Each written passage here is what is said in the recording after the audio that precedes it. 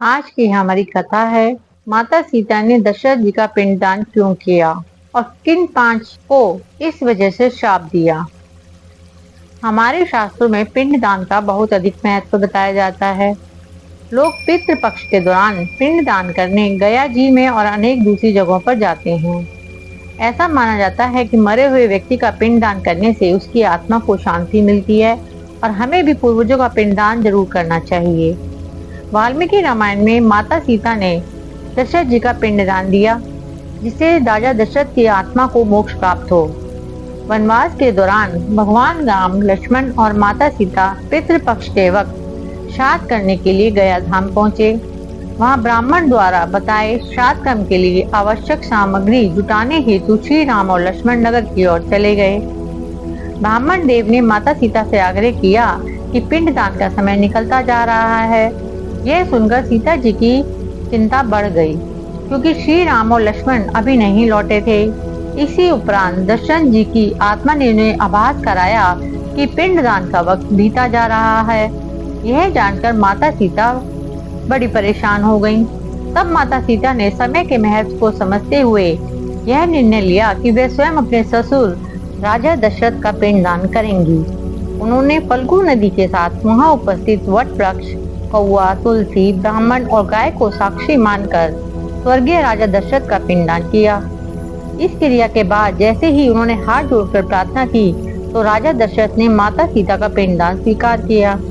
माता सीता को इस बात से बहुत खुशी हुई कि उनकी पूजा दशरथ जी ने स्वीकार कर ली है, पर वह यह जानती थी कि प्रभु राम इस बात को नहीं मानेंगे, क्योंकि पिंडदान पुत्र के बिना नहीं हो सकता है। थोड़ी देर बाद भगवान राम और लक्ष्मण सामग्री लेकर आए और पिंडदान के विषय में पूछा। तब माता सीता ने कहा कि समय निकल जाने के कारण मैंने स्वयं ही पिंडदान कर दिया। प्रभु राम को इस बात का विश्वास नहीं हो रहा था कि बिना पुत्र और बिना सामग्री के पिंडदान कैसे संपन्न और स्वीकार हो सकता है। तब सीता जी ने कहा कि वहां उपस्थित फल्गु नदी, तुलसी, कौआ, गाय, वट वृक्ष और ब्राह्मण उनके द्वारा किए गए श्राद्ध कर्म की गवाही दे सकते हैं। भगवान राम ने जब इन सबसे पिंडदान किए जाने की बात सच है या नहीं यह पूछा, तब फल्गु नदी, गाय, कौआ, तुलसी और ब्राह्मण पांचों ने प्रभु राम का क्रोध देखकर झूठ बोल दिया कि माता सीता ने कोई पिंडदान नहीं किया। सिर्फ वट वृक्ष ने सत्य कहा कि माता सीता ने सबको साक्षी रखकर विधि पूर्वक राजा दशरथ का पिंडदान किया। पांचों साक्षी द्वारा झूठ बोलने पर माता सीता ने क्रोधित होकर उन्हें आजीवन का श्राप दे दिया।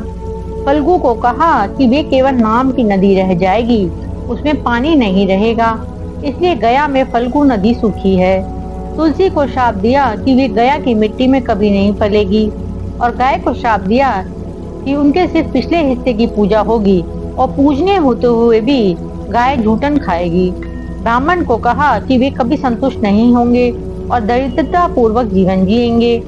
कौवे को हमेशा लड़ झगड़ कर खाने का श्राप दिया।